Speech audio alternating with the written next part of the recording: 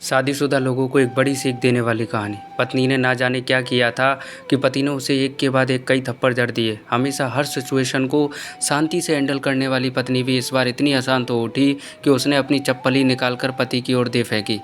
चप्पल पति के बालों को छूते हुए निकल गई। ये किस्सा यहीं पर ख़त्म हो सकता था, मगर पति ने इस पर अपनी मर्दानगी का विषय बना लिया और बात बद से बदतर होती चली गई। रिश्तेदारों ने भी आग में घी का काम किया। किसी ने कहा, जो औरत अपने पति को चप्पल से मार सकती है वो ना ही तो वफादार हो सकती है और ना ही पतिव्रता। ऐसी औरत परिवार ही नहीं पूरे समाज पर कलंक की तरह है। बीवी के पक्ष वाले कहाँ पीछे रहने वाले थे। किसी ने कहा, 21वीं सदी में भी जो स्त्री के साथ मारपीट करते हैं उन्हें तो जेल भेज देना चाहिए। तो कोई कहता, ज़रूर उसको कोई और पसंद आ गई होगी, इसलिए अब पत्नी से मारपीट करने लगा है। बात कोर्ट तक पहुंच गई। दोनों पक्षों ने एक दूसरे के खिलाफ केस फाइल कर दिया। पति ने चरित्रहीन होने का तो पत्नी ने दहेज और शारीरिक उत्पीड़न का आरोप लगाया।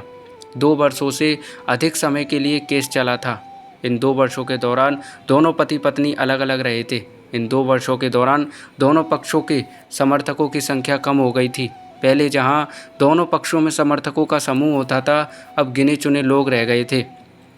पति और पत्नी दोनों की आर्थिक स्थिति भी इस समय के दौरान नीचे गिर चुकी थी। जिन्हें वो अपना शुभचिंतक समझ रहे थे, पैसों की बात आते ही उन्होंने भी अपना पलड़ा झाल लिया था। अगर कोई देने को राजी भी हुआ तो मोटे ब्याज पर शर्त पर। आखिरकार वही हुआ जो सब चाहते थे, डाइवोर्स।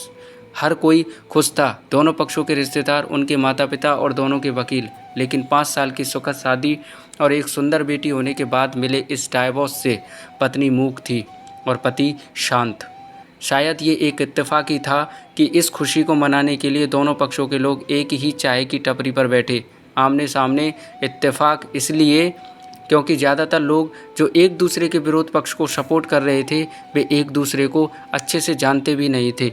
पति पत्नी भी इन सभी से दूर एक दूसरे के सामने मेज पर बैठे। पत्नी ने पति से कहा, अब तो खुश होंगे ना, तुम्हारे मन की जो हुई है, मुबारक हो, तुम भी तो आज जीत गई हो। मुझसे तलाक तो तुम्हें भी मिल गया है, कॉन्ग्रेचुलेशंस टू यू। पति ने कहा, तलाक तो तुम जीत का प्रतीक समझते हो? पत्नी ने पूछा। पति चुप रहा। थोड़ी देर की शांति के बाद पति ने कहा, मुझे तुम्हें 5 लाख रुपए अभी और हर महीने 8,000 रुपये देने का आदेश है।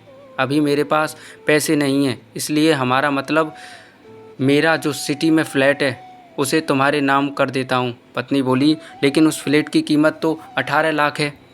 हाँ, लेकिन हमारी बेटी तुम्हारे साथ है और आगे जाके उसके खर्चे भी बढ़ेंगे, तुम्हें थोड़ी आसानी होगी। पति ने कहा, नहीं नहीं, मुझे सिर्फ 5 लाख ही देना है और तुम हर महीने 8,000 तो देने ही वाले हो, मैं मैनेज कर लूँगी।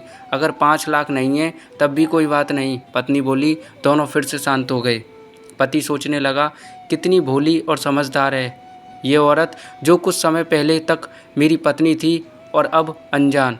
ये वही है जो कम से कम खर्चे में घर चलाती और पैसे बचाकर मेरे जन्मदिन और बर्थडे पर हमेशा मेरे लिए नए कपड़े खरीद कर लाती।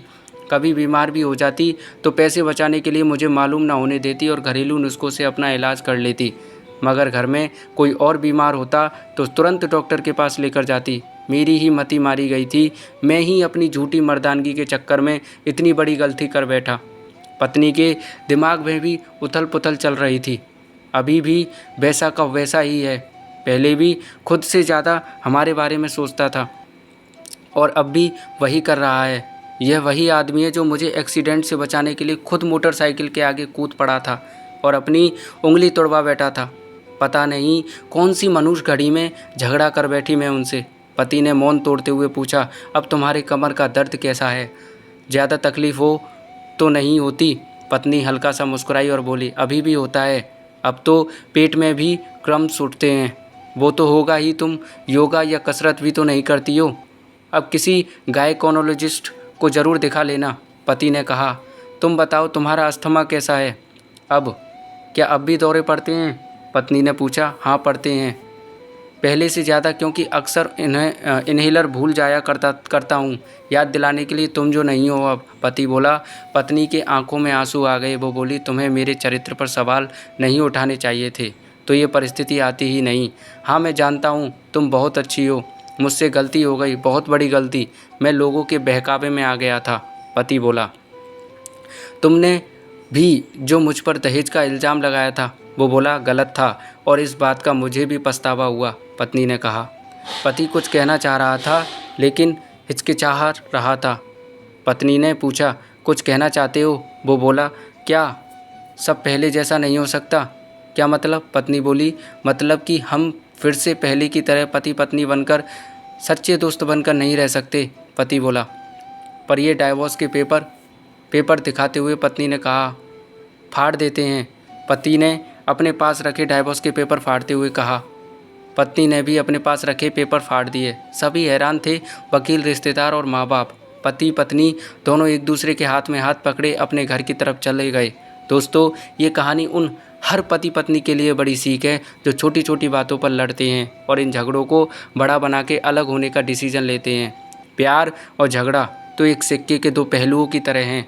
दोनों को स्वीकार करना होगा, तभी ये पवित्र रिश्ता उसकी मंजिल तक पहुंच पाएगा। दोस्तों, कमेंट करके ज़रूर बताइएगा ये कहानी आपको कैसी लगी और वीडियो को लाइक और शेयर ज़रूर कीजिएगा और चैनल को सब्सक्राइब ज़रूर कीजिएगा। दोस्तों, कहानी सुनने के लिए बहुत बहुत धन्यवाद।